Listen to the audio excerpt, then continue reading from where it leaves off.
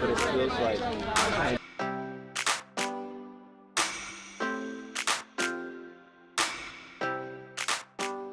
There was so much information to cover at the Homestead Life Conference that we just couldn't do it in one video, and we wanted to share with you guys, if you go to one of these things, the type of information that you will learn from. What's going on, family? It's your boy Sydney and Tori from the Nakid Gardener channel. So like we were saying, that there was a lot to cover. One of the vendors that we didn't get to really interview, but we got to talk with, was Patrick from MT Knives, and we enjoyed him so much talking with him last year.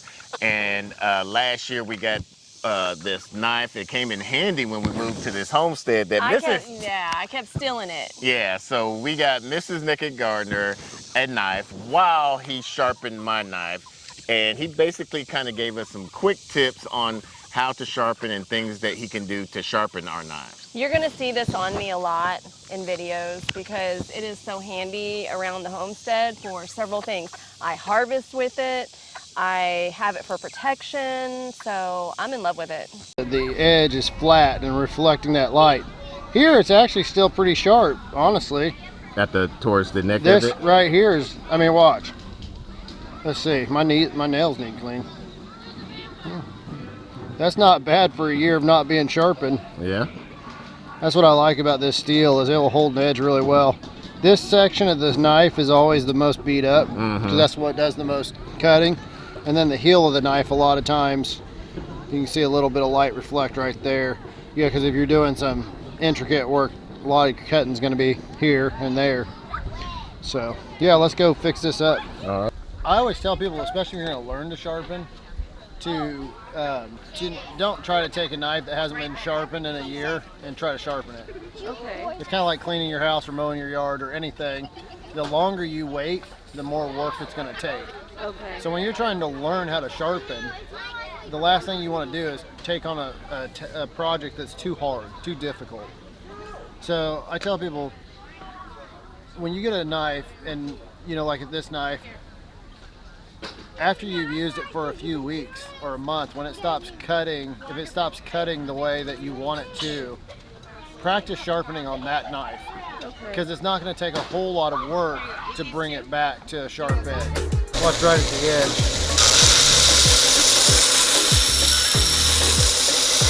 Nothing?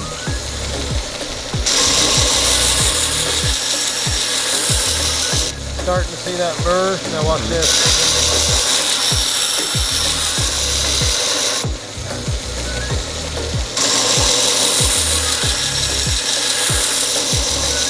Now you can see that burr.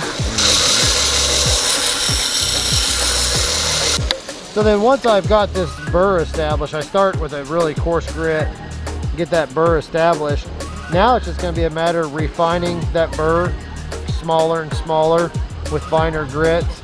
And then once I get to the grit that I end at, I'll take and hit it on the felt belt and I'll remove that burr. Okay. And all I want to do is remove the burr. I don't want to polish and buff that edge, because I'd round that edge over and make it less sharp. So you can over strop a knife as well. So yeah, that's the process of making them sharp. It's pretty simple. One of the first speakers was Sally Morrell that we were excited to listen to, and she was all about the health of your body and what to eat and things of that nature.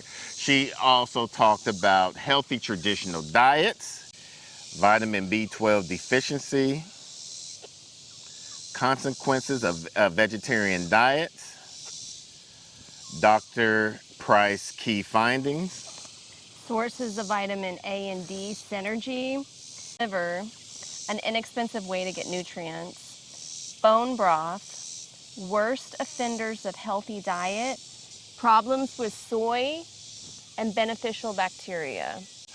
Food is something that I love, and I love cooking it, but the one thing that I have been intimidated by has been bread. Bread is just something I haven't made, and I took Patty Alderman's class, and she was teaching us how to do spelt pita. She was teaching us different breads to make, and I was just really impressed by that. I'm feeling more confident now about actually trying it.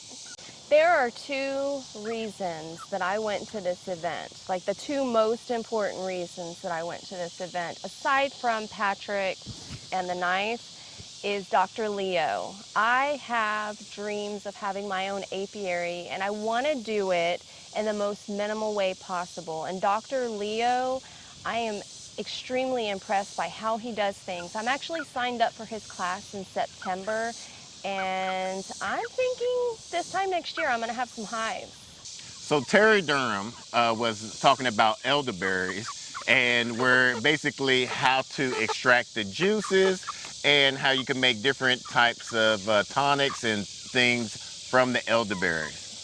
We were interested in the elderberry because it's something that we just talked to our permaculture coach about, and it was something that was on our list to grow. Y'all are crazy. She's like, what can I read? Stacy of Off Grid with Doug and Stacy and Lacey from the Fit Farmer came together and talked about how weeds are beneficial for medicine, and that's a topic of interest to me. Some of the stuff that you wouldn't think would be a weed, like plantain and chives, those are things that are considered weeds, but they're also medicine. So that was a really interesting class to go and listen to.